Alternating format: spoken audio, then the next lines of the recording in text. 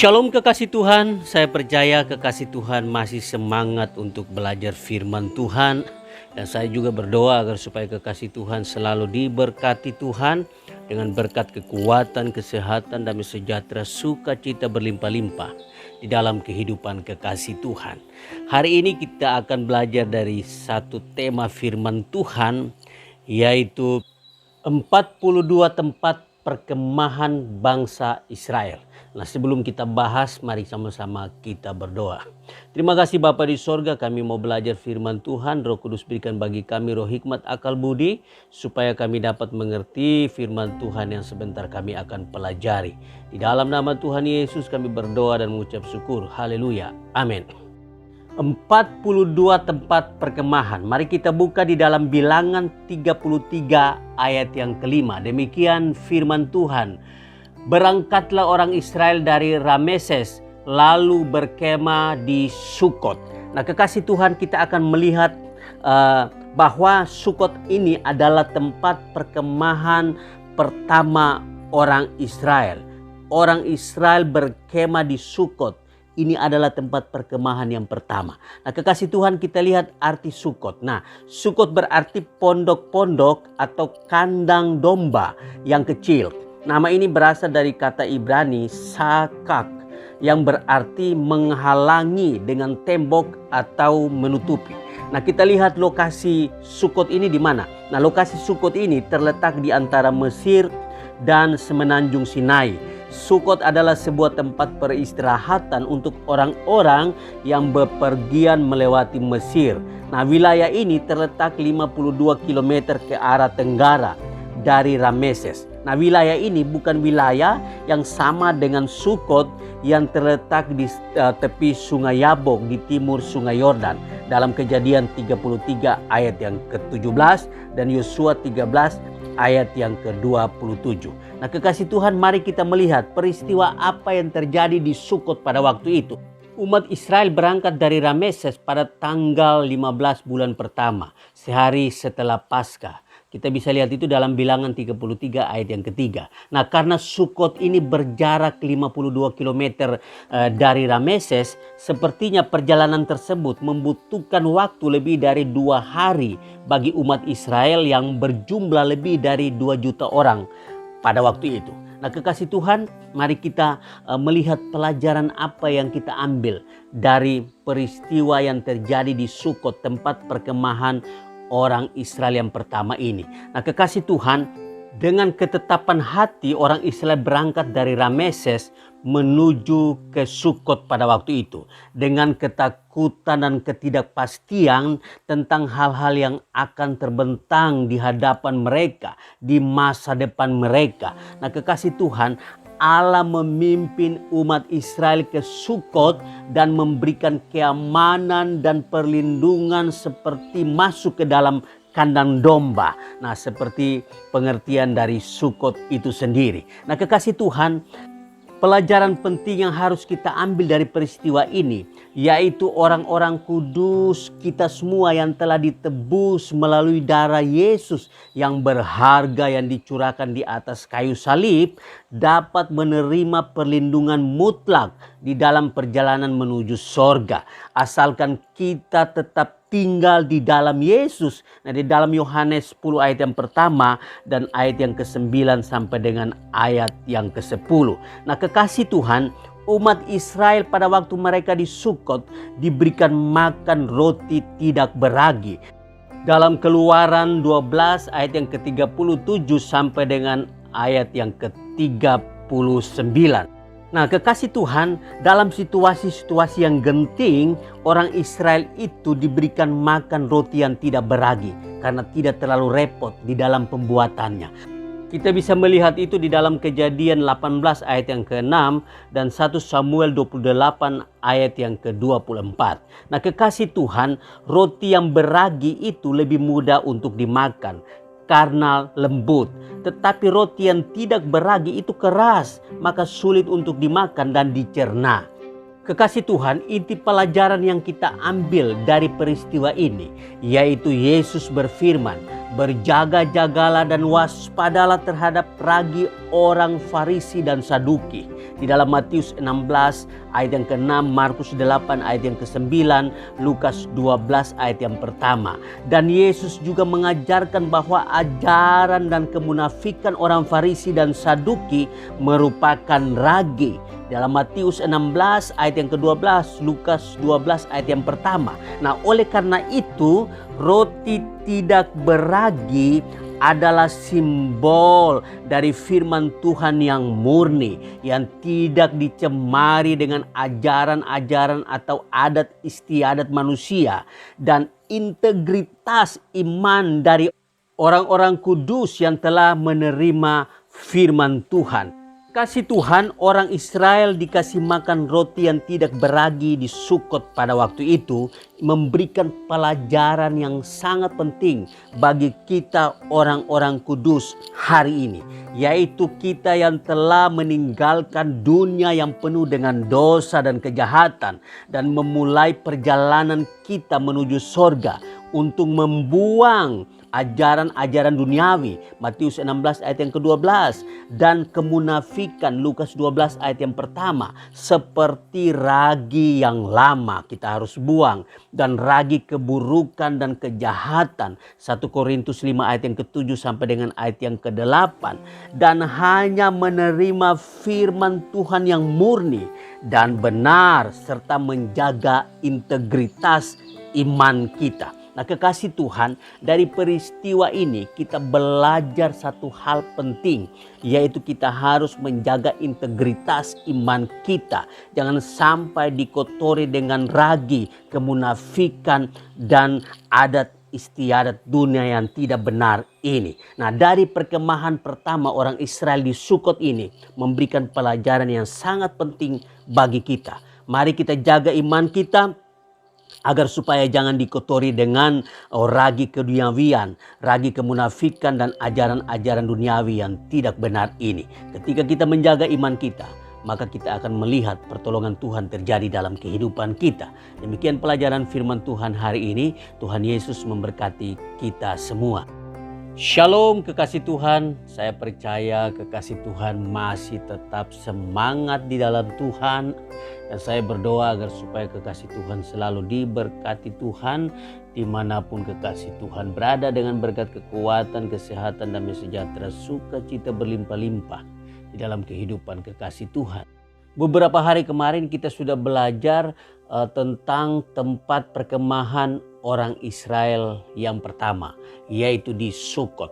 Nah, hari ini kita akan belajar bersama-sama tempat perkemahan orang Israel yang kedua, yaitu di Etam. Nah, sebelumnya mari sama-sama kita berdoa.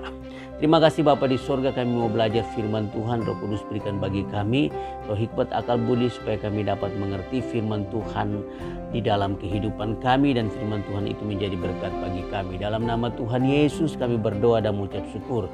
Haleluya. Amin. Tempat perkemahan orang Israel yang kedua, yaitu di Etam. Kita buka di dalam Bilangan 33 ayat yang ke-6. Demikian firman Tuhan. Mereka berangkat dari Sukot lalu berkemah di Etam yang di tepi padang gurun. Nah, kekasih Tuhan, kita akan melihat tempat perkemahan orang Israel ketika mereka berjalan keluar dari tanah Mesir menuju tanah Kanaan. Mereka 40 tahun di perjalanan, dan tempat perkemahan orang Israel yang kedua, yaitu di Etam. Nah, kita akan melihat bersama-sama tentang tempat perkemahan mereka ini, Etam. Nah, kita lihat dulu arti dari Etam itu sendiri. Nah, Etam artinya tembok kota atau tembok pertahanan. Nah, kata ini berasal dari bahasa Mesir yang juga mempunyai arti bersama dengan mereka. Terkadang kata Etam digunakan dengan arti yang lebih luas yang menunjukkan pada padang gurun Syur. Nah, kekasih Tuhan bisa melihat itu di dalam Keluaran 15 ayat yang ke-22 dan Bilangan 33 ayat yang ke-8.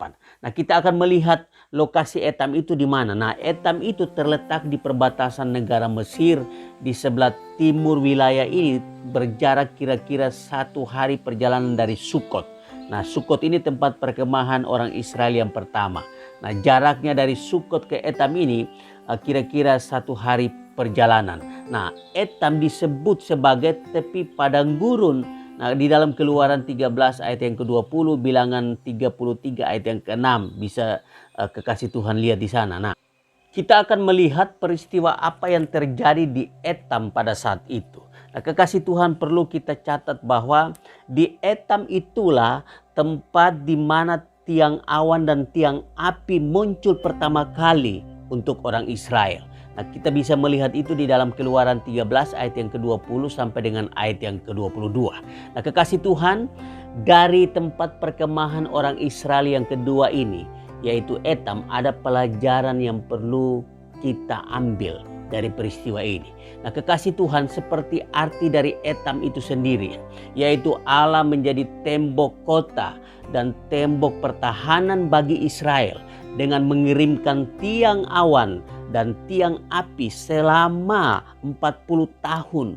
Orang Israel di padang gurun dijaga, dilindungi sebagai tembok pertahanan, yaitu tiang awan dan tiang api. Nah, kekasih Tuhan, padang gurun yang dilewati oleh umat Israel sangat menyengat dengan panas matahari yang menghanguskan di siang hari dan dingin yang menusuk tulang di malam hari.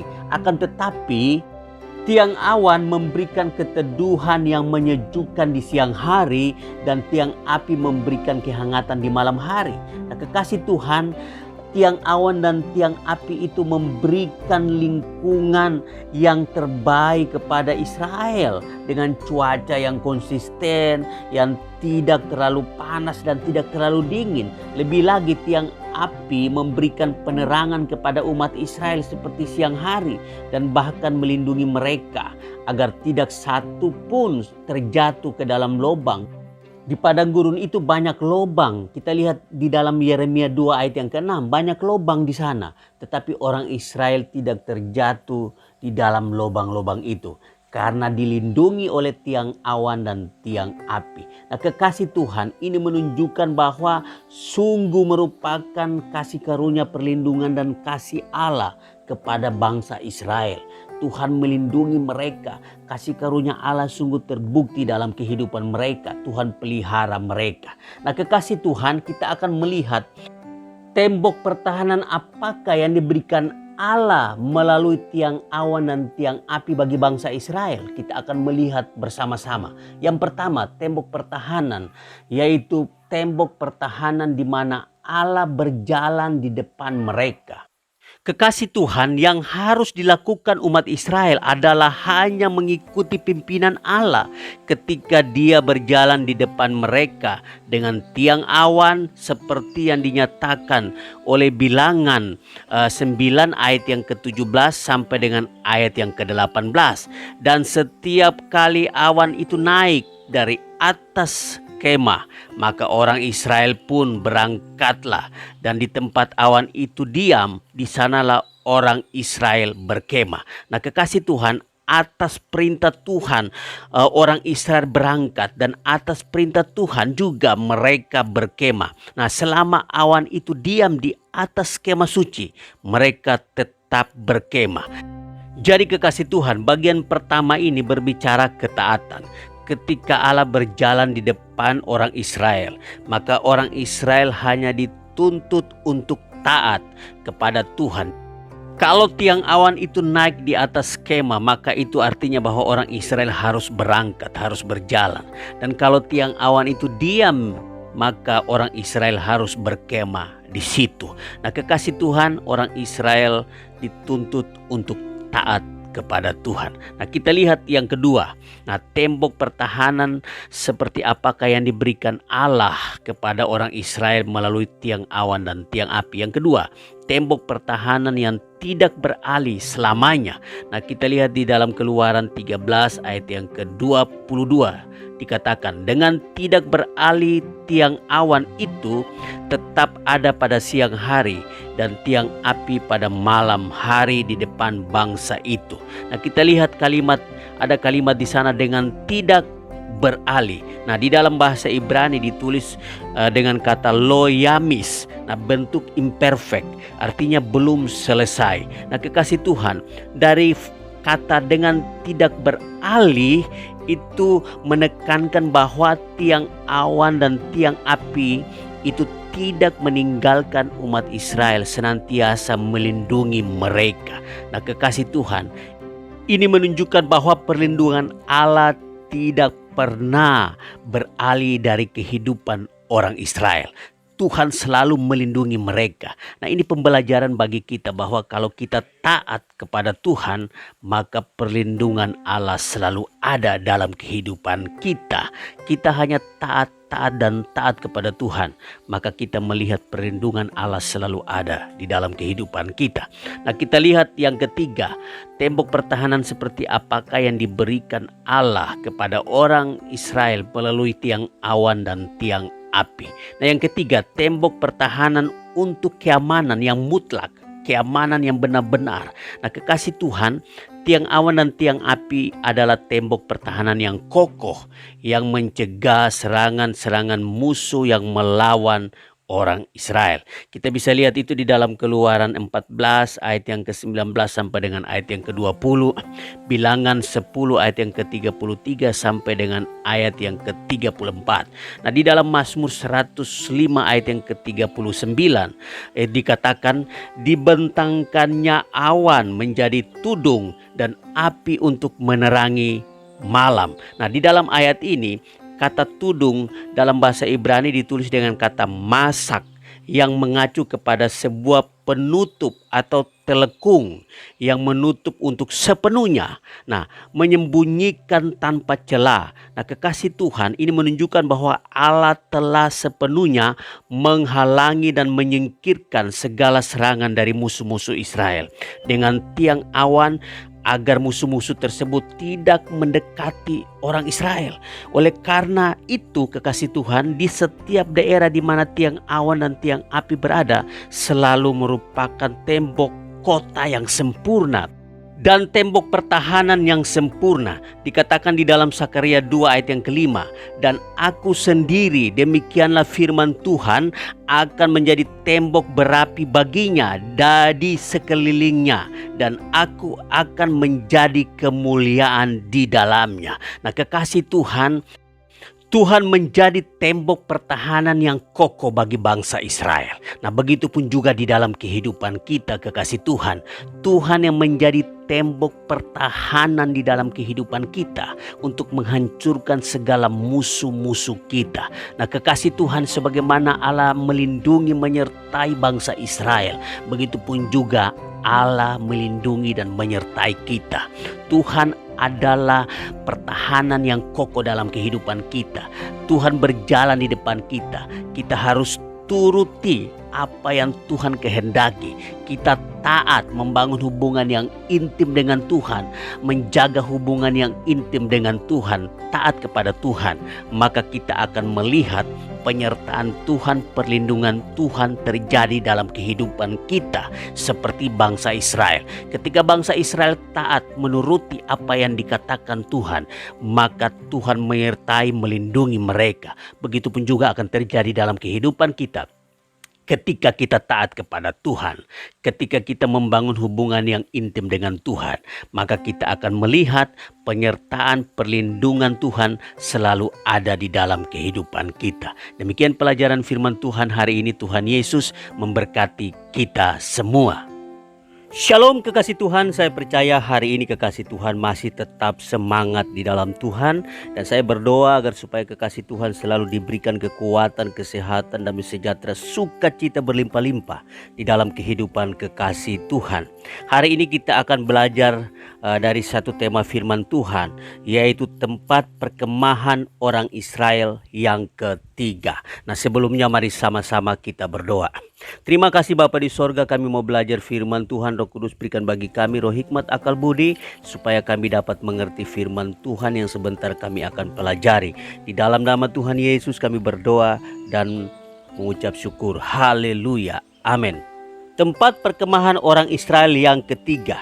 Nah, kekasih Tuhan, Perlu kita tahu bahwa selama 40 tahun bangsa Israel dalam perjalanan dari tanah Mesir menuju tanah Kanaan, ada 42 tempat di mana bangsa Israel membangun kemah di sana. Nah, tempat yang pertama yaitu di Sukot, yang kedua di Etam, dan yang ketiga di Migdol. Nah, hari ini kita akan belajar tempat perkemahan yang ketiga, yaitu di Migdol. Nah, kita buka di dalam Bilangan 33 ayat yang ke-7. Demikian firman Tuhan.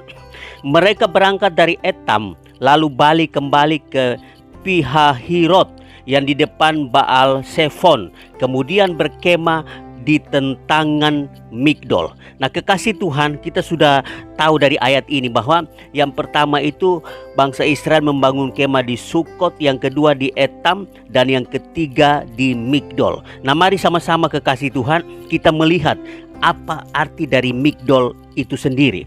Nah, kekasih Tuhan, Migdol artinya benteng. Nah, instalasi pertahanan militer atau menara jaga. Migdol berasal dari kata Ibrani yaitu gadal, yang berarti menjadi kuat atau menjadi penting. Nah, kita lihat lokasi Migdol itu di mana. Nah, Migdol adalah sebuah kota yang terletak di tepi utara Laut Teberau.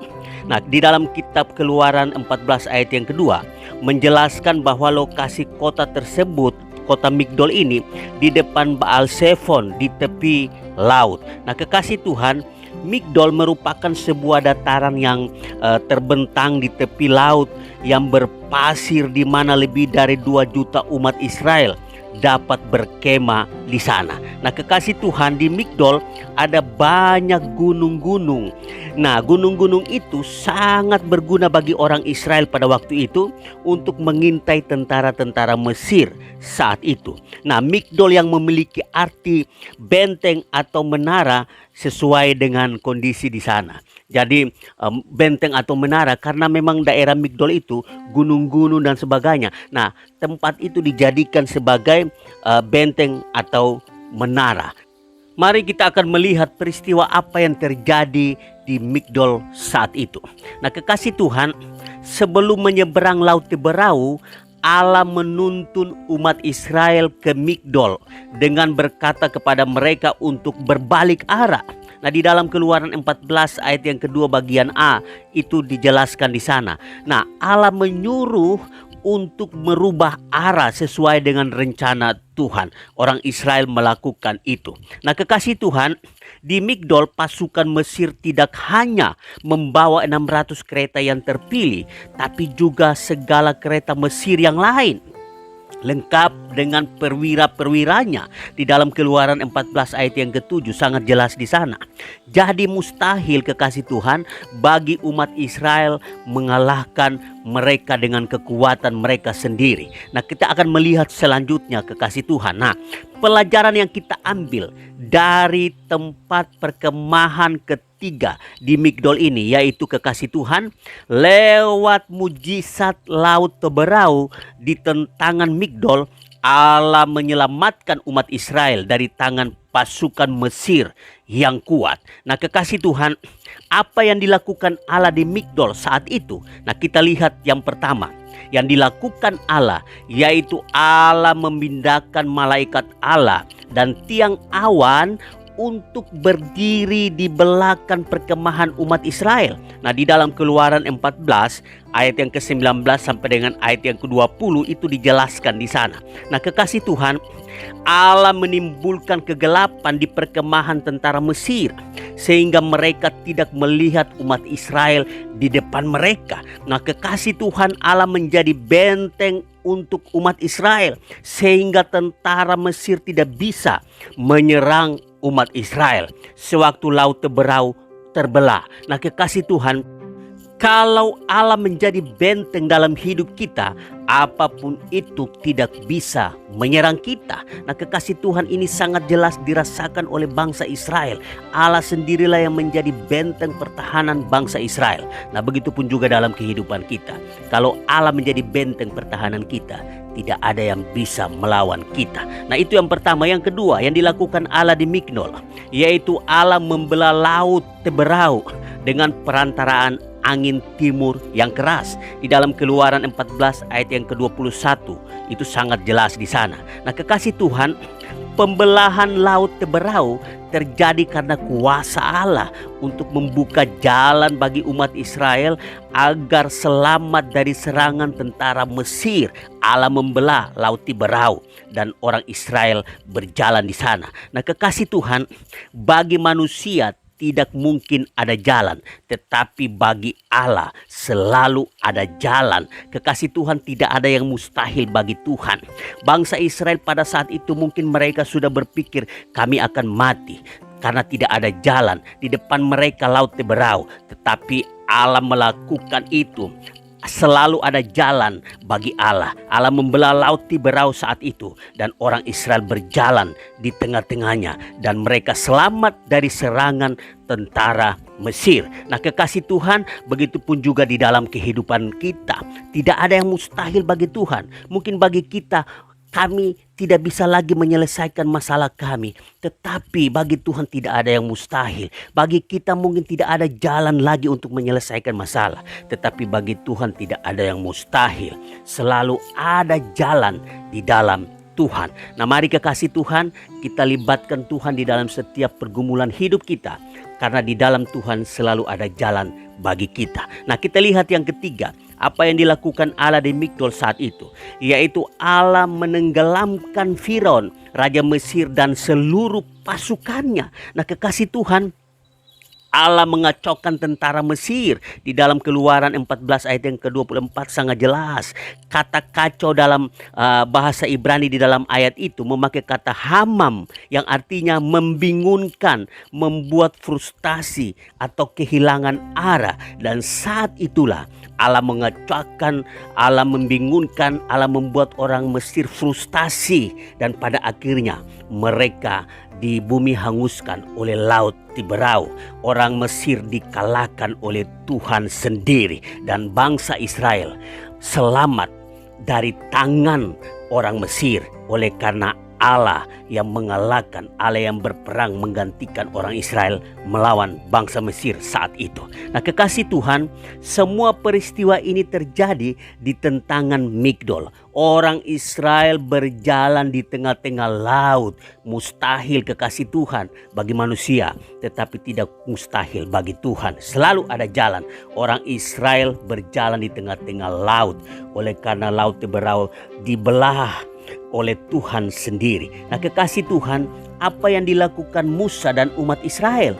Nah, mereka memuji dan menjunjung tinggi Allah atas karunia Allah bagi mereka. Mereka memuji, memuliakan Allah, meninggikan Allah. Pada saat mujizat itu terjadi, laut Teberau dibelah dan orang Israel berjalan melewati laut Teberau.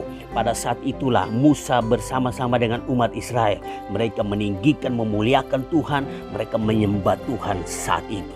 Nah, kekasih Tuhan, sebagai kesimpulan dari apa yang dilakukan Allah di Migdol ini, menyadarkan kita bahwa Allah adalah satu-satunya benteng pertahanan kita dan perlindungan kita, tempat di mana kita bersandar, seperti arti Migdol itu sendiri. Nah, kekasih Tuhan, hari ini kekasih Tuhan, marilah kita bersandar.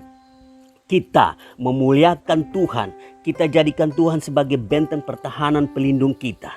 Kalau Tuhan yang menjadi benteng pertahanan di dalam kehidupan kita, tidak ada yang bisa melawan kita. Kita akan selalu melihat mujizat Tuhan terjadi dalam kehidupan kita seperti bangsa Israel. Mari kekasih Tuhan, kita jadikan Tuhan sebagai benteng pertahanan dan pelindung di dalam kehidupan kita. Maka kita akan melihat kuasa Tuhan terjadi di dalam kehidupan kita, mujizat Tuhan terjadi dalam kehidupan kita. Demikian pelajaran firman Tuhan hari ini. Tuhan Yesus memberkati kita semua. Shalom kekasih Tuhan, saya percaya hari ini kekasih Tuhan masih tetap semangat untuk belajar firman Tuhan. Dan saya berdoa agar supaya kekasih Tuhan selalu diberkati Tuhan dengan berkat kekuatan, kesehatan, damai sejahtera, sukacita berlimpah-limpah di dalam kehidupan kekasih Tuhan. Hari ini kita masih tetap belajar di dalam perjalanan bangsa Israel menuju tanah Kanaan. Dan hari ini kita akan melihat tempat perkemahan orang Israel Israel yang keempat. Namun sebelumnya mari sama-sama kita berdoa. Terima kasih Bapa di sorga, kami bersyukur karena hari ini Tuhan masih berikan kesempatan bagi kami untuk belajar firman Tuhan. Roh Kudus berikan bagi kami roh hikmat akal budi, supaya kami dapat mengerti firman Tuhan yang sebentar kami akan pelajari. Di dalam nama Tuhan Yesus kami berdoa dan mengucap syukur. Haleluya. Amin. Tempat perkemahan orang Israel yang keempat. Mari kita buka di dalam Bilangan 33 ayat yang ke-8. Demikian firman Tuhan. Mereka berangkat dari Pihahirot dan lewat dari tengah-tengah laut ke padang gurun. Lalu mereka berjalan 3 hari perjalanan jauhnya di padang gurun Etam. Kemudian mereka berkemah di Mara.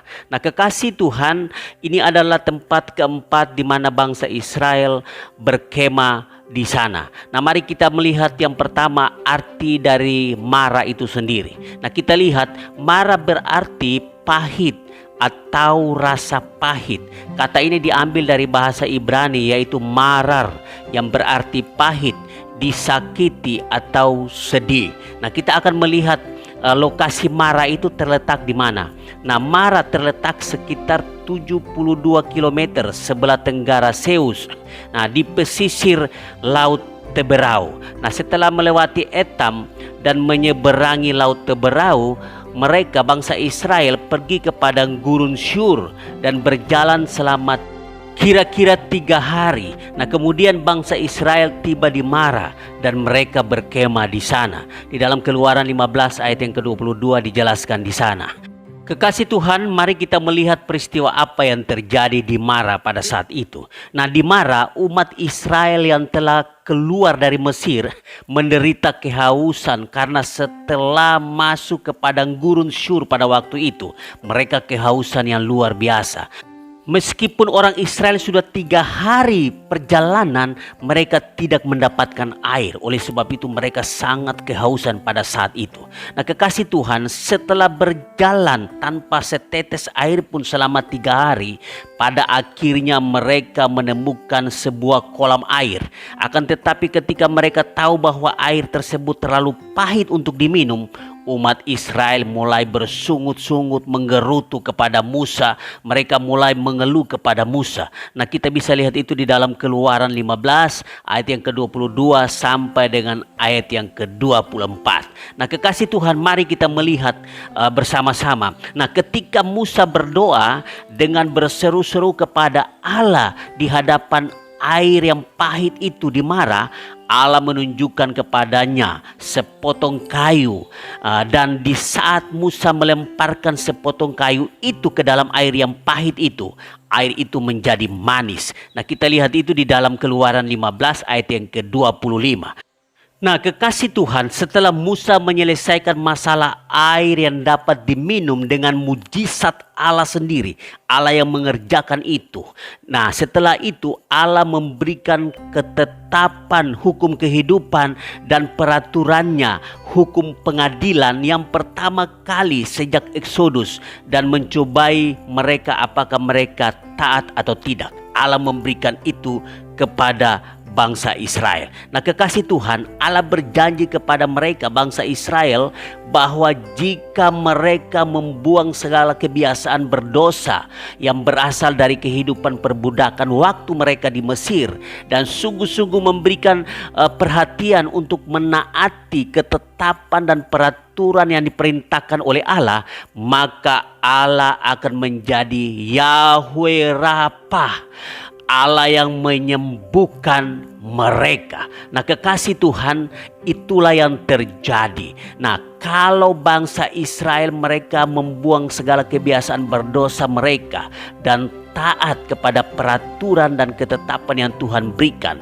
maka Allah berjanji akan menjadi Yahweh Rapha, Allah yang menyembuhkan mereka. Nah, lihat itu di dalam Keluaran 15 ayat yang ke-26. Nah, kekasih Tuhan, air pahit itu seperti penderitaan, kepedihan hati, dan cobaan yang kita temukan di dalam perjalanan hidup kita, dan dapat diubah menjadi air yang manis hanya melalui Yesus yang adalah pohon kehidupan. Ini pelajaran yang perlu kita ambil. Nah, kekasih Tuhan, dari peristiwa di Mara ini ada dua pelajaran yang perlu kita ambil, yaitu kita harus membuang jauh-jauh kebiasaan berdosa kita, hidup yang lama, dan taat kepada ketetapan dan peraturan Tuhan.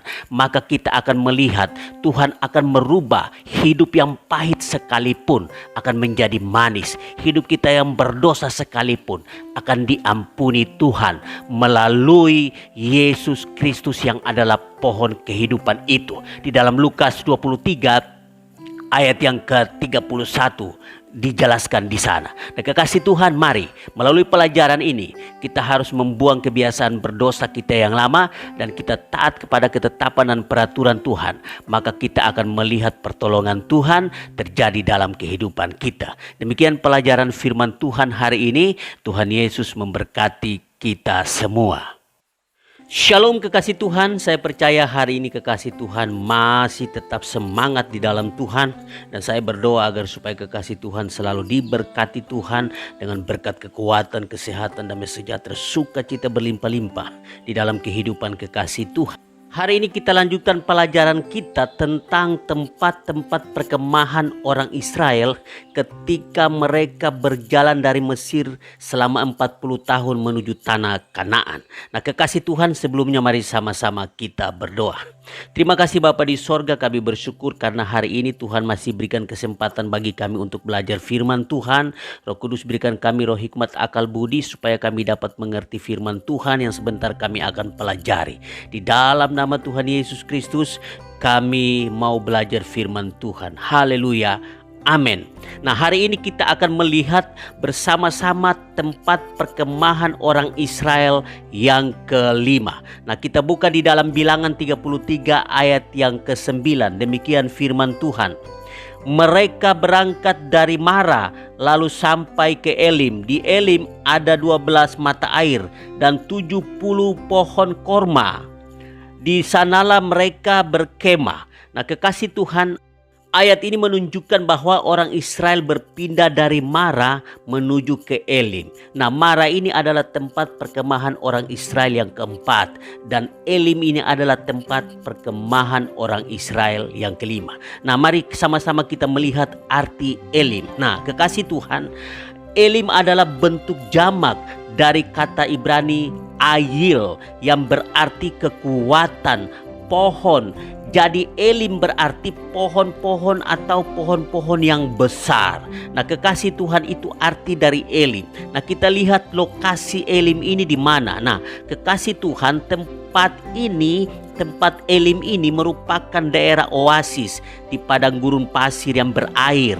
Nah, di sekitar wadi yang mengalir sepanjang jalan utama antara Mara dan padang gurun Sin di sana. Nah, kekasih Tuhan, tempat ini merupakan wilayah pertama di mana ditemukan mata air. Nah, terletak sekitar 10 km sebelah selatan Mara. Nah, kekasih Tuhan, itulah lokasi di mana Elim berada. Kekasih Tuhan, kita akan melihat peristiwa apa yang terjadi di Elim pada saat itu. Nah, kekasih Tuhan, Elim merupakan oasis dengan banyak sungai dan mata air. Nah, serta ada 12 mata air dan 70 pohon korma. Nah, kita bisa lihat itu di dalam Keluaran 15 ayat yang ke-27. Nah, kekasih Tuhan, pohon korma mencapai ketinggian kurang lebih 27 meter dengan daun-daun yang bagaikan bulu yang memiliki kebentangan hingga sekitar 2,7 meter. Nah, kekasih Tuhan, setelah orang Israel berjalan melewati padang gurun yang kering tanpa setetes air pun atau sebatang tanaman pun gak ada. Nah, umat Israel mungkin menghilangkan dahaga mereka dengan kegerangan luar biasa sambil bersorak-sorak ketika mereka tiba di Elim, karena Elim itu banyak air di sana. Nah, kekasih Tuhan, Elim merupakan tempat di mana umat Israel melepaskan ketegangan dan keletihan serta beristirahat untuk pertama kali sejak mereka keluar dari tanah Mesir. Nah, kekasih Tuhan, mari kita akan melihat bersama-sama Nah, kekasih Tuhan, setelah Allah memberikan mereka kasih karunia dengan mengubah air yang pahit menjadi manis ketika dimarah pada saat itu, Allah memimpin umat Israel ke Elim, sebuah tempat di mana mereka dapat beristirahat dengan cukup.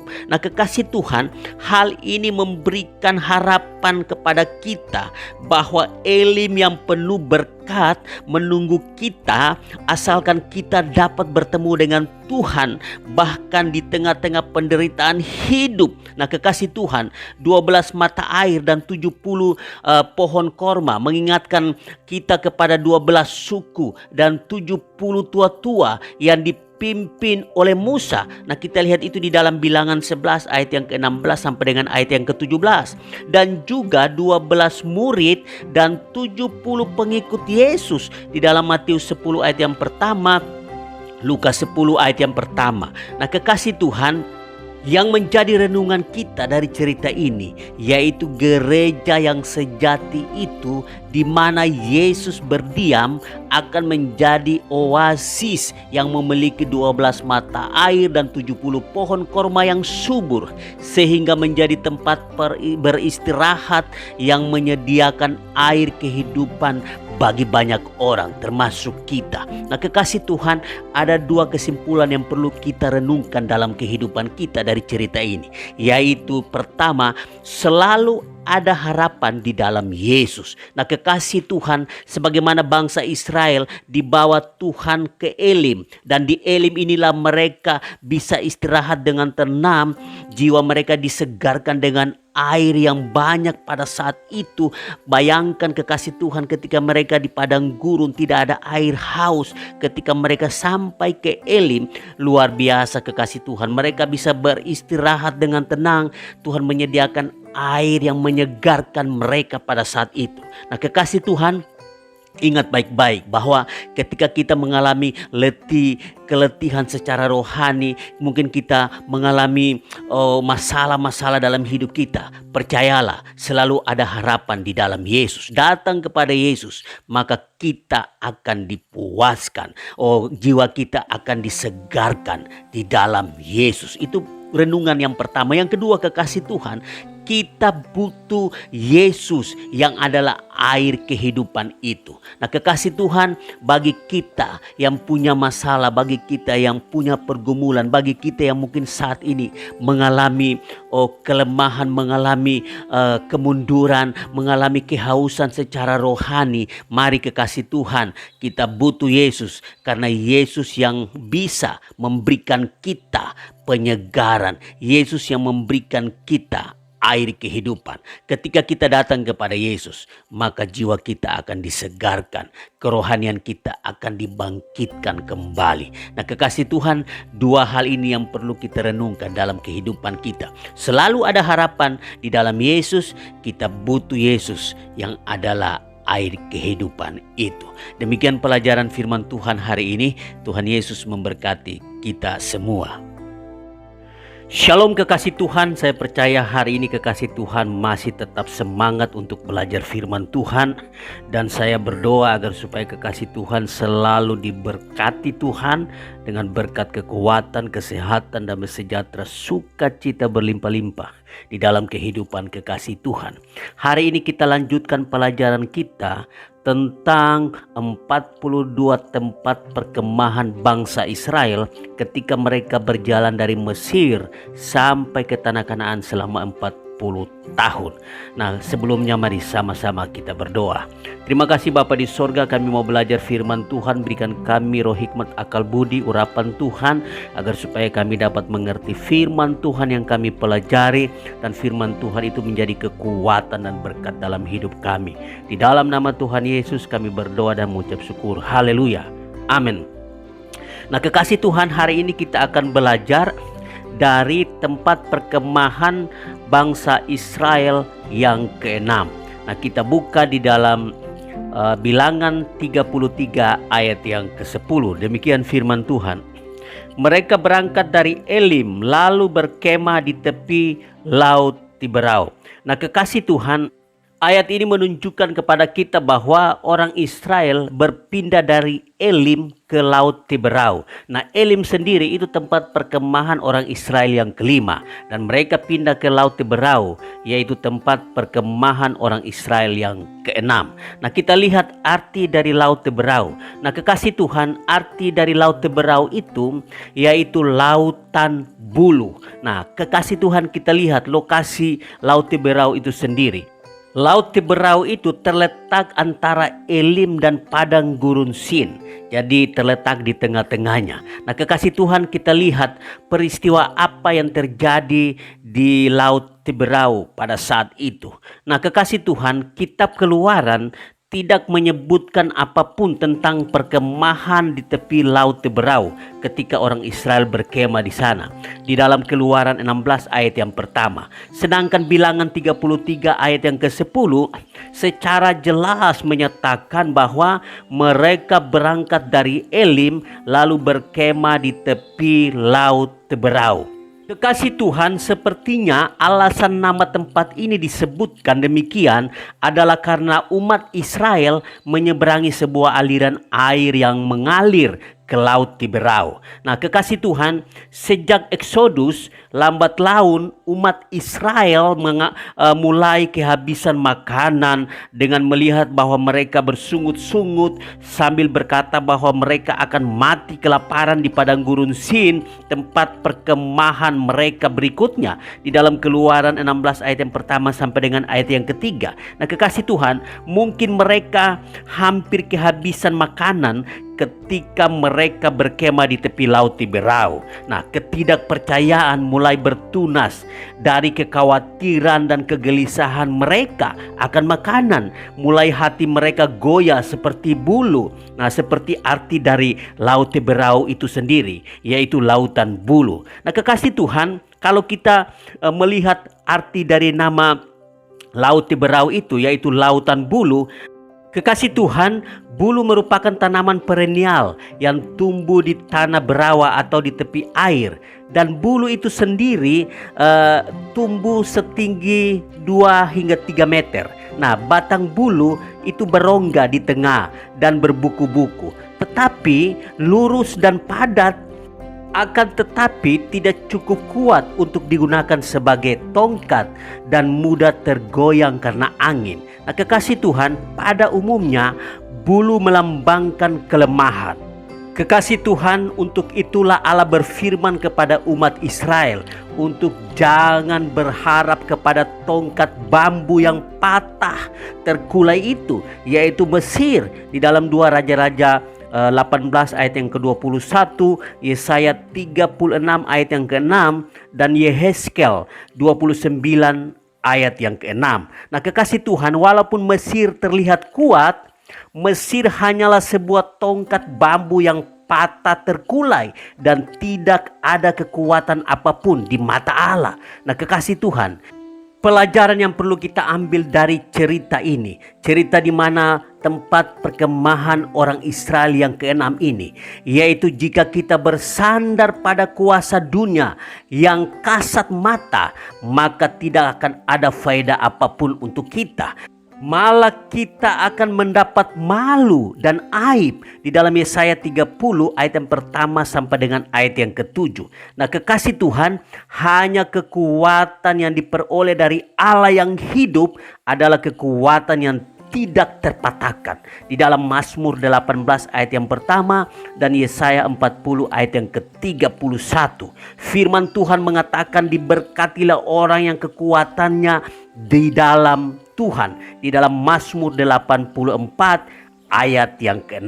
Nah, kekasih Tuhan, sebagai kesimpulan pelajaran yang harus kita ambil dari cerita ini, ada 2 kesimpulan yang perlu kita pelajari, yaitu yang pertama, jangan bersandar dan berharap kepada kuasa dunia ini walaupun sehebat apapun. Yang kedua, kita harus bersandar dan berharap kepada kuasa Allah. Nah, kekasih Tuhan, orang yang bersandar dan berharap kepada kuasa Allah, dia akan melihat kuasa Tuhan bekerja di dalam hidupnya dan pertolongan Tuhan nyata di dalam hidupnya. Demikian pelajaran firman Tuhan hari ini. Tuhan Yesus memberkati kita semua. Shalom kekasih Tuhan, saya percaya hari ini kekasih Tuhan masih tetap semangat di dalam Tuhan. Dan hari ini saya berdoa agar supaya kekasih Tuhan selalu diberkati Tuhan dengan berkat kekuatan, kesehatan, damai sejahtera, sukacita berlimpah-limpah di dalam kehidupan kekasih Tuhan. Hari ini kita lanjutkan pelajaran kita, yaitu 42 tempat perkemahan orang Israel ketika mereka berjalan dari Mesir sampai ke tanah Kanaan selama 40 tahun. Nah, sebelumnya mari sama-sama kita berdoa. Terima kasih Bapa di sorga, kami mau belajar firman Tuhan. Roh Kudus berikan bagi kami roh hikmat, akal budi supaya kami dapat mengerti firman Tuhan yang sebentar kami akan pelajari. Di dalam nama Tuhan Yesus kami berdoa dan mengucap syukur. Haleluya. Amin. Tempat perkemahan orang Israel yang ketujuh. Mari kita buka di dalam Bilangan 33 ayat yang ke-11. Demikian firman Tuhan. Mereka berangkat dari Laut Teberau lalu berkemah di padang gurun Sin. Nah, kekasih Tuhan, ayat ini menunjukkan bahwa padang gurun Sin adalah tempat perkemahan orang Israel yang ketujuh. Nah, kita bisa juga lihat di dalam Keluaran 16 ayat yang pertama sampai dengan ayat yang ke-36. Nah, kekasih Tuhan, mari sama-sama kita melihat arti dari padang gurun Sin itu sendiri. Nah, kekasih Tuhan, Sin berarti belukar berduri atau tanah berawa atau tanah liat. Itu arti dari Sin, padang gurun Sin. Nah, kekasih Tuhan, kita lihat lokasi padang gurun Sin itu sendiri. Nah, wilayah ini terletak di sebelah tenggara padang gurun Syur, antara Elim dan Gunung Sinai. Kita bisa lihat itu di dalam Keluaran 16 ayat yang pertama. Nah, wilayah ini adalah kota perbatasan sebelah timur Mesir. Nah, itulah lokasi padang gurun Sin ada di sana. Nah, kita lihat peristiwa apa yang terjadi di padang gurun Sin pada waktu itu. Nah, kekasih Tuhan, umat Israel tiba di padang gurun Sin 1 bulan setelah Eksodus. Nah, tahun pertama, bulan kedua, hari yang ke-15 di dalam Keluaran 16 ayat yang pertama. Nah, kekasih Tuhan, umat Israel mengalami mujizat luar biasa pada saat itu, tetapi segera berbalik dan bersungut-sungut kepada Musa. Pada saat itu mereka berbalik bersungut kepada Musa dan Harun pada saat itu. Di dalam Keluaran 16 ayat yang kedua di sana. Nah, Allah mulai menyediakan bagi mereka mana, makanan sorgawi. Jumlah yang dapat dikumpulkan setiap orang adalah 1 gomer, yaitu 2,34 liter. Nah, kita lihat itu di dalam Keluaran 16 ayat yang ke-16. Nah, kekasih Tuhan, mana turun selama 39 tahun dan 11 bulan. Sejak 1 bulan setelah Eksodus, tahun pertama, bulan kedua, hari yang ke-15. Sampai dengan tahun ke-41, bulan pertama, hari yang ke-15. Kita lihat itu di dalam Yosua 5 ayat yang ke-10 sampai dengan ayat yang ke-12. Nah, kekasih Tuhan, ketika perbekalan makanan orang Israel habis, umat Israel mulai mengeluarkan kata-kata yang berduri seperti arti nama tempat itu sendiri, yaitu Sin. Nah, mereka berbicara melawan Allah.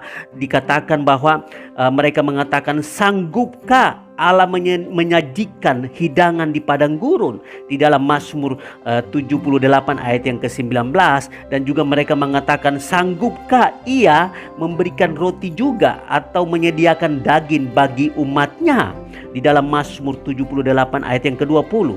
Nah, ini sungutan dari orang Israel sendiri kepada Musa dan Harun pada saat itu. Nah, kekasih Tuhan, Allah yang telah mendengar perkataan mereka, umat Israel, menyesal dengan kepiluan terhadap ketidakpercayaan umat Israel. Dan juga karena mereka tidak bersandar kepada Allah, membuat Tuhan itu menyesal. Nah, kemudian Allah sendiri memerintahkan awan membuka pintu langit dan menurunkan mana seperti hujan yang membawa berkat tanpa satu hari pun terlewatkan. Nah, kekasih Tuhan, lihat di dalam Keluaran 16 ayat yang keempat sampai dengan ayat yang ke-36. Nah, penulis Mazmur menggambarkan mana itu sebagai gandum dari langit. Mazmur 78 ayat yang ke-24. Dan roti malaikat di dalam Mazmur 78 ayat yang ke-25. Di sana dijelaskan di sana. Nah, kekasih Tuhan yang perlu kita renungkan dari cerita ini yaitu duri adalah bagian yang tumbuh dengan tajam seperti jarum pada tanaman yang menyebabkan rasa sakit pada manusia atau binatang. Nah, kekasih Tuhan, secara rohani duri menunjukkan manusia yang jatuh ke dalam dosa, kesombongan dan kedekilan sehingga selalu melawan Allah dan menyakiti orang lain secara rohani dan jasmani. Di dalam 2 Samuel 23 ayat yang ke-6 kita baca ayat itu di rumah. Nah, kekasih Tuhan, meskipun suara dari sungut-sungut tajam, setajam duri-duri yang menusuk hati Allah sendiri. Di dalam Keluaran 16 ayat yang ketiga. Nah, kekasih Tuhan, Allah yang penuh dengan belas kasih mengirimkan mana kepada orang Israel untuk menyelesaikan masalah lapar dan membungkam suara sungut-sungut mereka. Nah, kekasih Tuhan, dari cerita ini memberikan pelajaran yang sangat penting bagi kita, yaitu Yesus Kristus adalah mana rohani yang menyelesaikan masalah lapar kita secara rohani maupun secara jasmani. Di dalam Yohanes 6 ayat yang ke-48 sampai dengan ayat yang ke-51. Nah, kekasih Tuhan, dari cerita ini ada 2 pelajaran penting yang harus kita renungkan dalam kehidupan kita. Yaitu yang pertama, jangan bersungut-sungut di dalam kehidupan kita. Karena orang yang bersungut-sungut tidak bisa menyelesaikan masalah dalam hidupnya. Karena orang yang bersungut-sungut itu artinya bahwa dia meragukan akan kemahakuasaan Yesus sendiri. Dia meragukan akan pemeliharaan Tuhan di dalam hidupnya.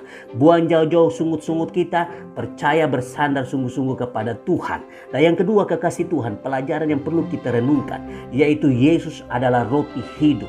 Oleh sebab itu, Yesus akan memberikan kepada kita kehidupan yang kekal, dan orang yang mencari Yesus akan dikenyangkan, kerohaniannya akan dikenyangkan kembali. Nah, kekasih Tuhan, hari ini kalau kita mengalami lapar secara rohani, marilah kita cari Yesus, maka kita akan dikenyangkan karena Yesus adalah roti hidup itu sendiri. Mari kekasih Tuhan, cari Yesus, bersandar kepada Yesus, maka kerohanian kita akan dikenyangkan dan kita melihat mujizat-mujizat Tuhan terjadi dalam kehidupan kita. Demikian pelajaran firman Tuhan hari ini.